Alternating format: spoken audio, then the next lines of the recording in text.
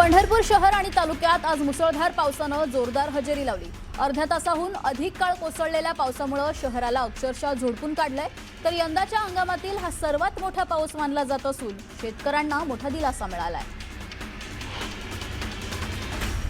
नांदेड जिल्ह्यातील किनवट तालुक्यातील प्रसिद्ध सहस्त्रकुंड धबधबा अखेर प्रवाहित झालाय। पैनगंगा नदीच्या वाढलेल्या प्रवाहामुळे धबधबा पुन्हा दिमाखात कोसळू लागला असून पर्यटकांनी येथे मोठी गर्दी केली आहे। आंबेगाव तालुक्यातील डिंभे धरण परिसरात पावसाचा जोर वाढल्यानं धरणातून 20,000 क्युसेक वेगानं पाण्याचा विसर्ग सुरू करण्यात आलाय। पावसाचा जोर कायम राहिल्यास विसर्गात आणखी वाढ होण्याची शक्यता असून घोड नदीकाठच्या गावांना नागरिकांना प्रशासनानं सतर्कतेचा इशारा दिलाय। भिवंडी तालुक्यातील रात्रभर झालेल्या मुसळधार पावसामुळे कामवारी नदी दुथडी भरून वाहू लागली आहे। शेलार गावाजवळ घाटावर उभी असलेली एक मिनी बस नदीच्या प्रवाहात वाहून गेली असून त्याचा व्हिडिओ सोशल मीडियावर व्हायरल झालाय। प्रशासनानं नदीकाठी जाण्यास मनाई केली असून पावसाचा जोर कायम राहिल्यास भिवंडी शहरात पाणी साचण्याची शक्यता व्यक्त केली जाते। पिंपरी चिंचवडला पाणी पुरवठा करणारे पवना धरण 99%हून अधिक भरलेले असतानाही शहरातील 15% पाणी कमात कायम आहे।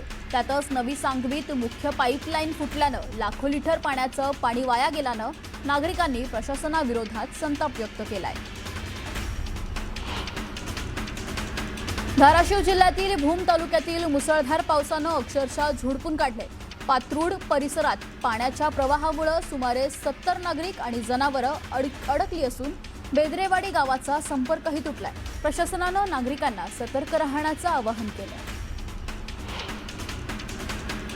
पावसाळा सुरू होताच महाराष्ट्रातील अनेक पर्यटन स्थळांना नवसंजीवनी मिळाली आहे। पुणे जिल्ह्यातील जुन्नर तालुक्यात असलेला छत्रपती शिवाजी महाराजांचा ऐतिहासिक शिवनेरी किल्लाही सध्या दाट धुक्याच्या दुलईत हरवलाय।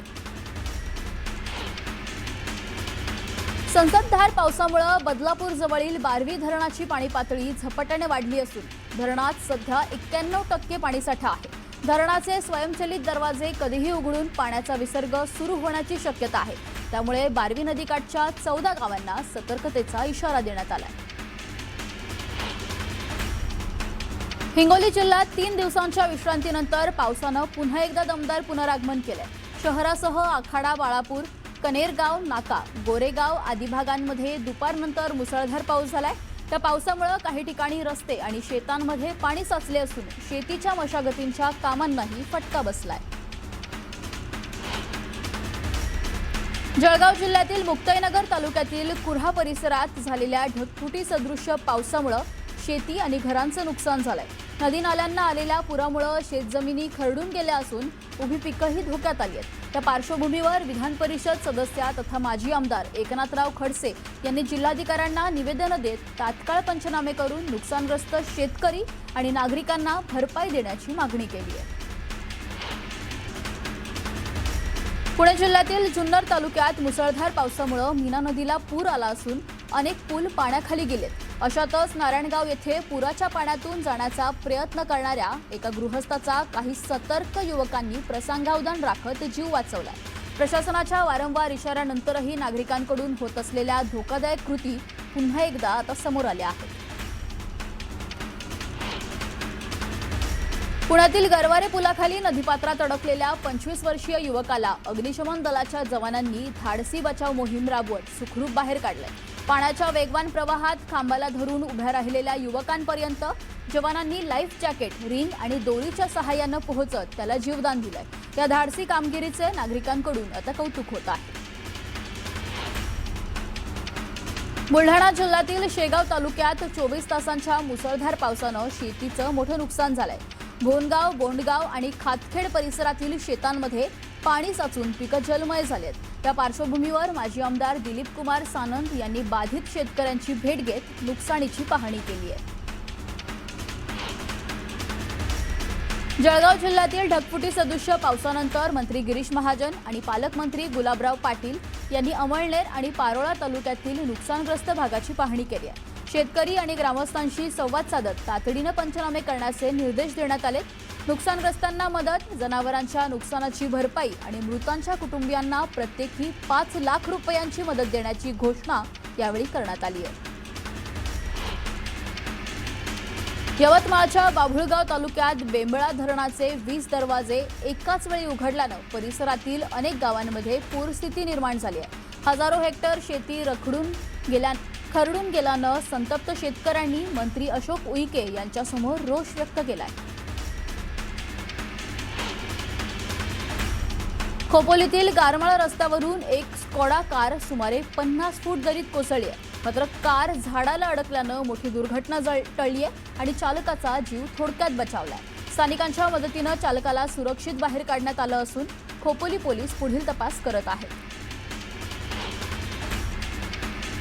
बीडच्या परळी नगर परिषदेत नागरिकांना शासकीय वैद्यकीय योजनांचा लाभ सुलभपणे मिळावा यासाठी अजितदादा पवार वैद्यकीय सहाय्यता कक्ष सुरू करण्यात आला। या कक्षाचे उद्घाटन माजी मंत्री धनंजय मुंडे यांच्या हस्ते झाले। परळीतील नागरिकांसाठी हा उपक्रम अत्यंत उपयुक्त ठरेल असा विश्वास धनंजय मुंडे यांनी व्यक्त केला।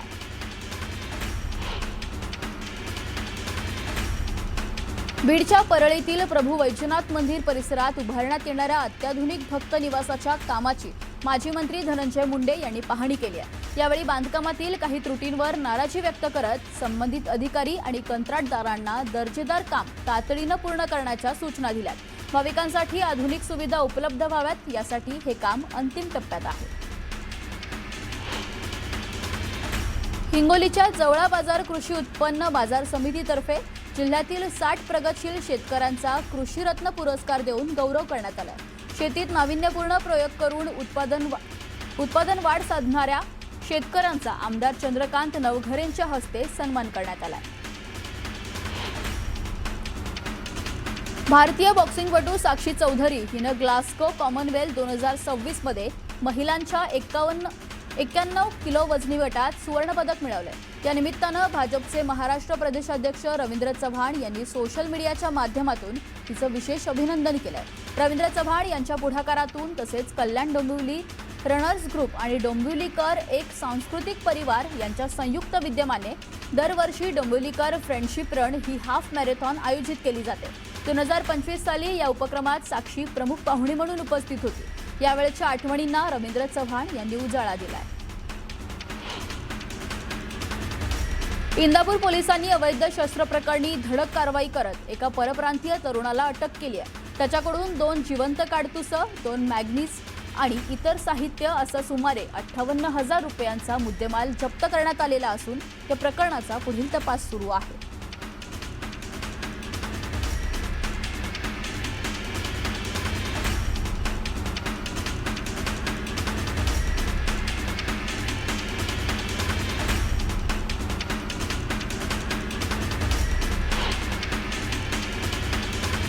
नांदेड जिल्ह्यातील हिमायतनगर शहरात नगरपंचायत आणि पोलिसांनी अतिक्रमणाविरोधात धडक कारवाई केली आहे। उमर चौक परिसरातील मुख्य रस्त्यावर जेसीबीच्या सहाय्यानं अतिक्रमण हटवण्यात आल्यानं वाहतुकीला मोठा दिलासा मिळालाय।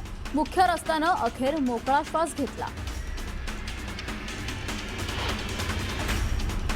सोलापुरात बोगस दिव्यांग प्रमाणपत्रांचा मोठा घोटाळा उघडकीस आलाय। बनावट आधार कार्ड आणि खोट्या पत्त्यांच्या आधारे 45% अपंगत्वाची बनावट प्रमाणपत्र मिळवल्याप्रकरणी कारवाई करण्यात आली आहे। पोलिसांनी शिक्षक, सरकारी कर्मचारी आणि शासकीय रुग्णालयातील 2 लिपिकांसह 6 जणांना अटक केली आहे। नाशिकमधील खड्ड्यांच्या प्रश्नावर काँग्रेस आक्रमक झाली। महानगरपालिकेसमोर आंदोलन करत कार्यकर्त्यांनी प्रशासनाविरोधात जोरदार घोषणाबाजी केली। रस्त्यांच्या दुरावस्थेसाठी ठेकेदारांवर कारवाई करण्याची मागणी करत विकास शोधणारा रस्ता गेला खड्ड्यात अशा फलकांच्या माध्यमातून काँग्रेसनं प्रशासनाचा निषेध केला। चीनमधून आयात होणाऱ्या द्राक्षांवर 100% आयात शुल्क लावण्याच्या मागणीसाठी सांगलीत द्राक्ष उत्पादक शेतकरी आक्रमक झाले। जिल्हाधिकारी कार्यालयावर भव्य मोर्चा काढत केंद्र सरकारकडे आयात शुल्क वाढवण्यासह बेदाणा आणि कृत्रिम फुलांबाबतही निर्णय घेण्याची मागणी केली आहे।